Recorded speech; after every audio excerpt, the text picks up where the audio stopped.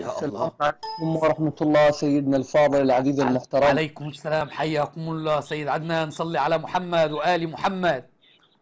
أحسنت، اللهم صل على محمد وآل محمد كما سيد صليت وباركت وترحمت وتحننت على إبراهيم وآل إبراهيم إنك حميد مجيد. اللهم صل على محمد وآل محمد. حياك الله سيد عدنان. أنا موالي من مصر وصديق معك على الصفحة. أحببت أن أسلم عليكم. أنا أحب شعب العراق.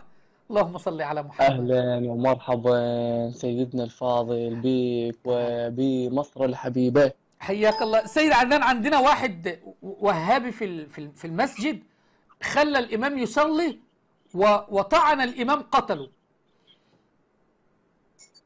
نعم. وهابي جعل الإمام بيصلي وطعن الإمام في المسجد فقتله. شفت إجرام الوهابية؟ لا حول ولا قوة إلا بالله العلي العظيم وإنا لله سيد وإنا عدنان، إليه راجعون. يعني بس الحمد لله الناس مسكوه، يعني مسكوا هذا الرجل. أولا هذا قتل مظلوما وهو في محراب صلاته ارفع صوت وهو شوية يا شيخ عدنان مستشعر. لأن صوتك بعيد. قتل مظلوما، الله أكبر. أولا هذا قتل مظلوما قتل وهو متقرب إلى الله سبحانه وتعالى متقرب. وفي صلاته.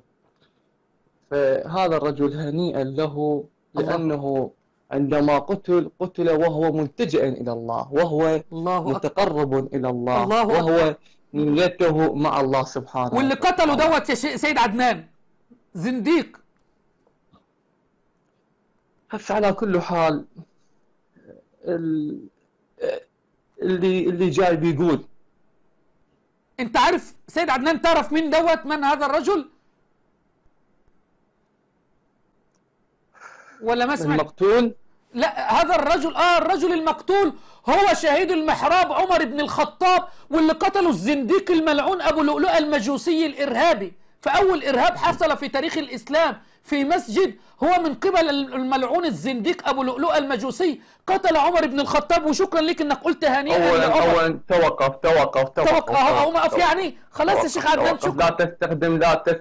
تستخدم المكر. لا، ترجاك ده مش رجاء مكر يا أخو. سيد عدنان، ده فخ. وبعدين عشان اول ابين شيء انت انا احببت يا سيد عدنان ابين انت للجميع اللي بيستمع لك اول لانك شيء في اول البث شيء المباشر. انت سويت الان استخدمت. استخدمت يجب ايه؟ عليك ان تذكر اسم كان عليك اللي بالبداية اللي ذكرت الاسم، فذكرت الاسم بالنهاية، وهذا نوع من أنواع المكر. لا، علشان انا ذكرت الاسم في النهايه عشان قلبك مليء بالحقد والكراهيه والبغض لاصحاب محمد صلى الله عليه وسلم. فحبيت اضرب لك مثال يا سيد عدنان، مثال واقعي، لان انت الان في بث مباشر يستمع اليك المئات.